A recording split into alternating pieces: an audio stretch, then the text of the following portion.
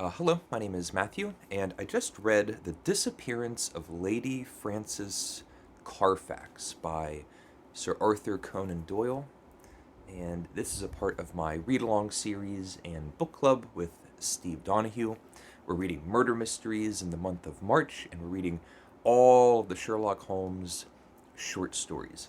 And this one, The Disappearance of Lady Frances Carfax. So, I've been reading a lot of these short stories very quickly this month, and there's a lot of them that I love that are great. Some of my favorites that I've remembered, and moments that have stuck with me, episodes that are really clever and funny. The atmosphere can be evocative and really great characters and stories and all those things.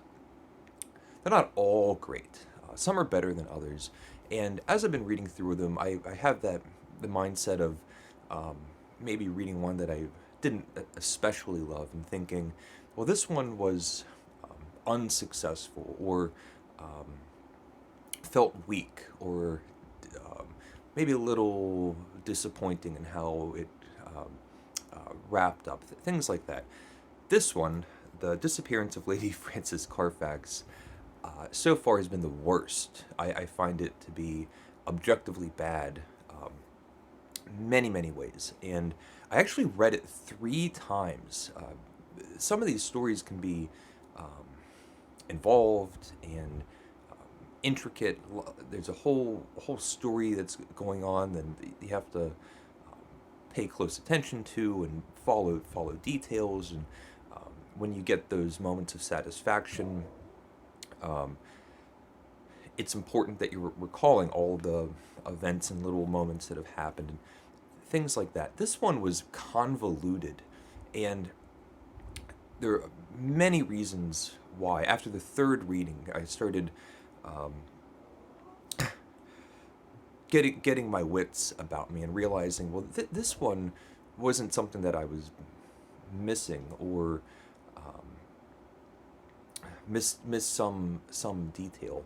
The story feels rushed, patched together. It's one of the few stories. It might be the only one where it really feels like Sir Arthur Conan Doyle is writing it. Of course, he writes all of them. He's the author, but um, all these stories really feel like we have a character that's documenting. We have Watson documenting the cases of his friend Sherlock, and there's a sense, of a feeling in the writing as if we're really reading these cases from the hand of Watson, and this one does not. I'll start off with the first um, kind of warning signal, or just something that was really off, and I still don't understand um, its purpose in the story, and it's Doyle's or Sherlock's description of women. And I've mentioned that some of these stories start dating themselves, and we've seen moments of sexism and casual racism, and um, even sciences that have been um, totally uncorked, things like phrenology and the size of somebody's head and things like that. Some of the sexism and racism, for the most part, is either integral in the story or it's coming from the mouth of a character that's still within the context of whatever's going on. This is at the beginning of the story. One of the most dangerous classes in the world, said he, is the drifting and friendless woman. She is the most harmless and often the most useful of mortals, but she is the inevitable inciter of crime in others. She is helpless, she is migratory, she has sufficient means to take her from country to country and from hotel to hotel. She is lost, as often as not, in a maze of obscure pensions and boarding houses. She is a stray chicken in a world of foxes. When she is gobbled up, she is hardly missed. And it's going to be this description of a woman that disappears, but it's so off-putting and really unnecessary. When the story unfolds, it doesn't make any sense why this passage would be included unless it was like a worldview or something. But it starts in Sherlock and Watson's apartment. We have a brief moment where Sherlock has his example of deductive reasoning and his skills of observation. And almost immediately, we're into the case. And I had to read it a second time because it happens so quickly.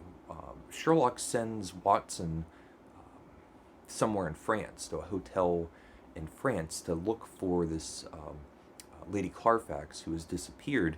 And we find out the reason that Sherlock is investigating this is because of it's like the friend or maid of Carfax that had gotten in communication with Sherlock. And it's another aspect that really falls flat. We have that predictable moment where the person bursts in the door and is in a frenzy and is harried and sometimes exhausted or exasperated, and they recount their story. And even though it's like a stereotype, it's a very formulaic. Probably one of the reasons why it's so stereotypical and formulaic is that it works really well.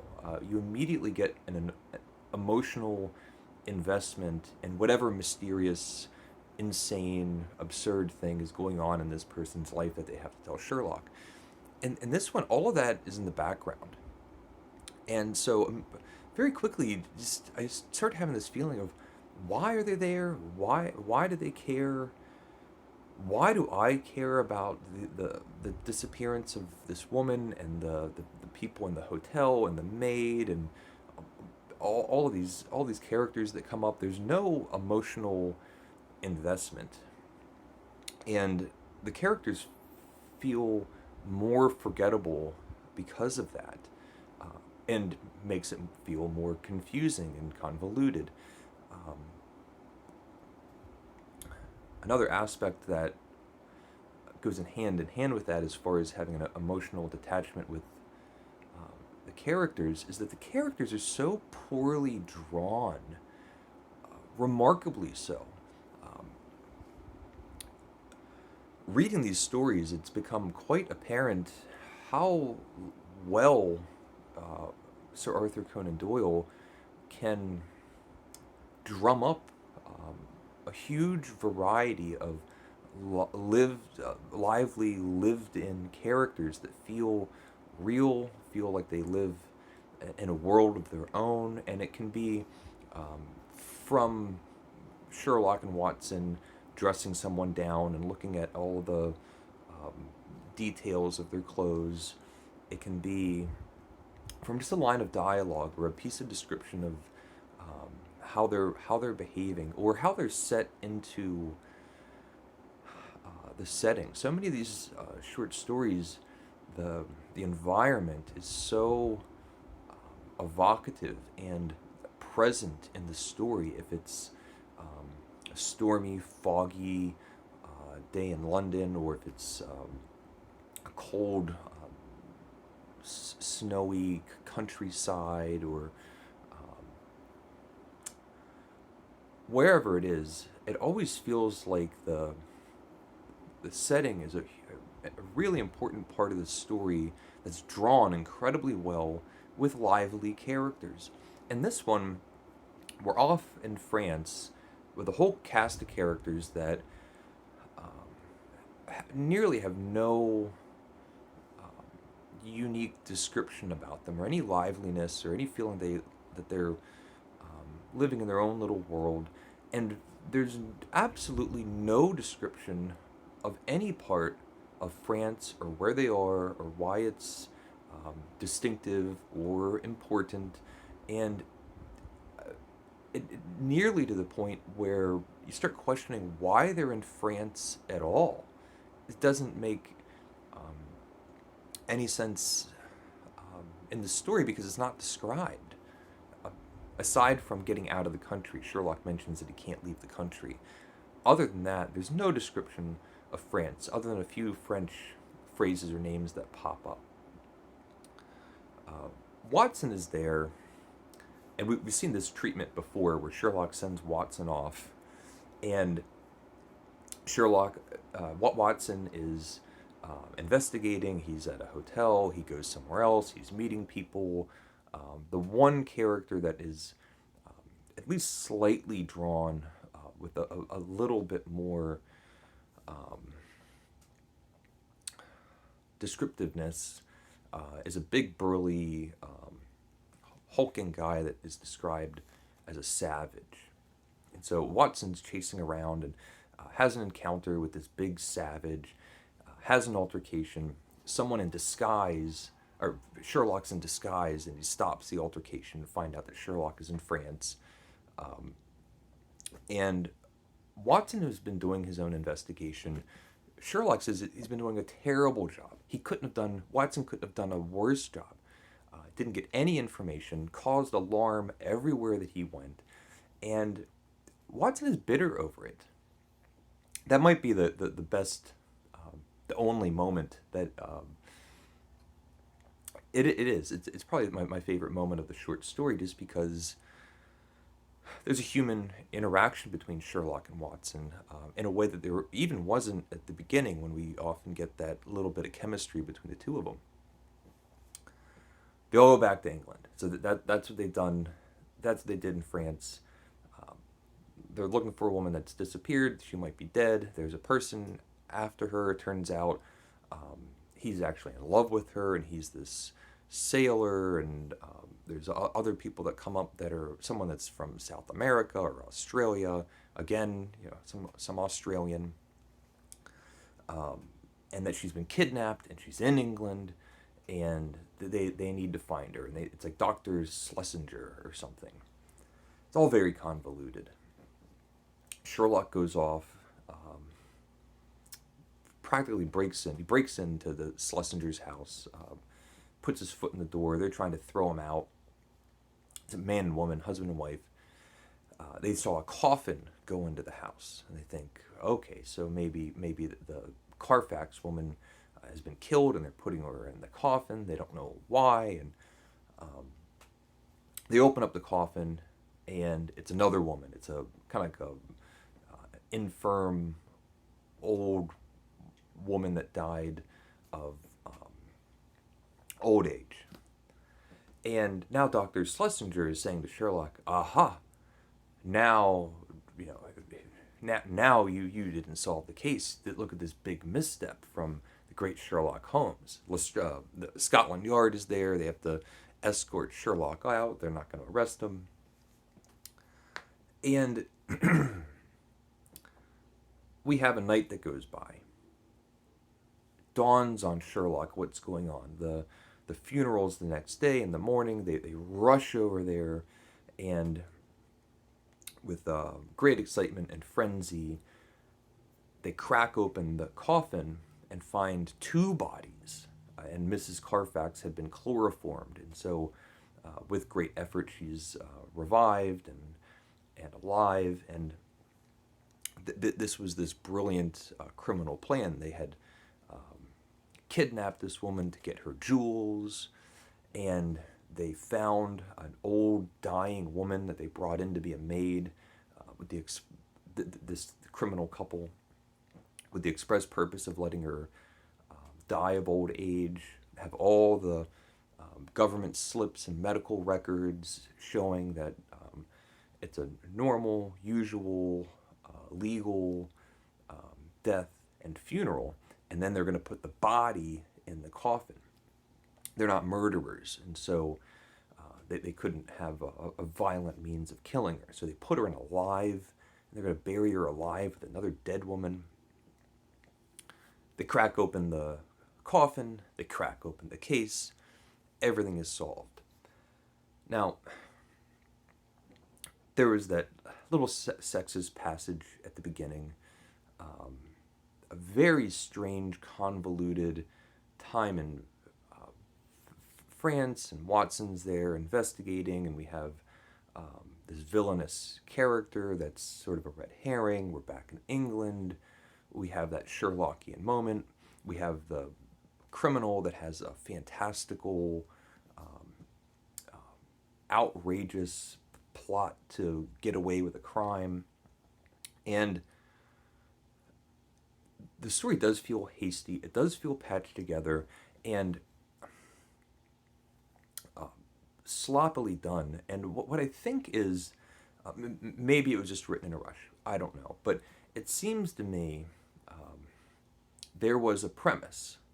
What would happen if a criminal tried to dispose of a body by putting it in the coffin of someone that has died of natural causes or has no suspicious underpinnings?